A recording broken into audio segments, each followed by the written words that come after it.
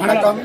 அருள்மிகு பேரூர் பட்டீஸ்வரர் உடனம்பர் பச்சநாயகியம்மன் திருக்கோவிலில் உலகில் எங்கேயும் இல்லாத ஒரு வரலாற்று சிறப்பாக தேவேந்திர வேளாளர் சமூகத்தில் அவதரித்த இறைவன் பட்டிமலராகும் பச்சநாயகி மல்லத்தையாகவும் சுமார் 9 ஆண்டுகள் சுந்தரருக்கு காட்சி கொடுக்காமல் மாறுமாறு வேடத்தில் ஒவ்வொரு வாகனத்திலும் எழுந்தருளி இந்த தேவேந்திர வேளாளர் சமூகத்தில் சிறப்பான பூஜைகள் நடைபெற்று தினந்தோறும் இரவில் உணவருந்தும் நிகழ்ச்சியும் அதனைத் தொடர்ந்து இன்று மகா நாட்டு பொன்னேறு மற்றும் நாட்டு விழா வெகு விமர்சையாக நடைபெற்றது.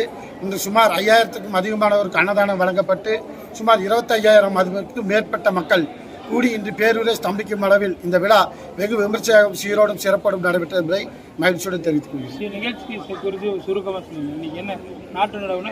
இந்த நாட்டு நட விழா பார்த்தீங்கன்னா இறைவன் விவசாயத்தின் தொன்மையை உலகத்தில் பறைசாற்றுவதற்காக இறைவனை விவசாயியாக அவதரித்து வந்து விவசாயம் செய்த ஒரு ஐதீகம்.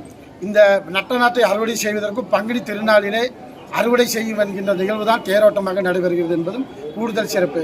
இந்த பங்குனி தேரோட்டம் மற்றும் நாட்டு நடுவு திருவிழா கோவை மாவட்டத்தைச் சேர்ந்த 4 வம்ச பட்டக்காரர்களும் அவர்களுக்கு கீழே உள்ள 65க்கும் மேற்பட்ட கிராமத்திலிருந்தும் இந்த விழா வெகு விமர்சையோடும் சீரோடும் சிறப்போடும் பாரம்பரியமிக மரபு மாறம் நடைபெறும் என்பது கூடுதல் சிறப்பு.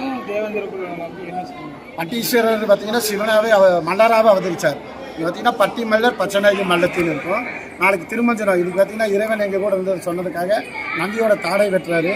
அப்போ கடுகோபம் அடங்காத இறைவனுக்கு நாளைக்கு பல்வேறு திரவியங்களால் ஆணி திருமஞ்சனம் என்கின்ற அபிஷேகம் நடைபெற்று சிவன் வரமாட்டார், இந்த மக்களிடத்திலிருந்து வரமாட்டேன்னு சுந்தரர் தூதுபாடி மல்லர் கொடியாய் நாட்டு நட்டு அலைமகள் கலைமகள் வருகிறேன் என்று பதிகப்பாடி இறைவனை அழைப்பது கூடுதல் சிறப்பாக இருக்கும்.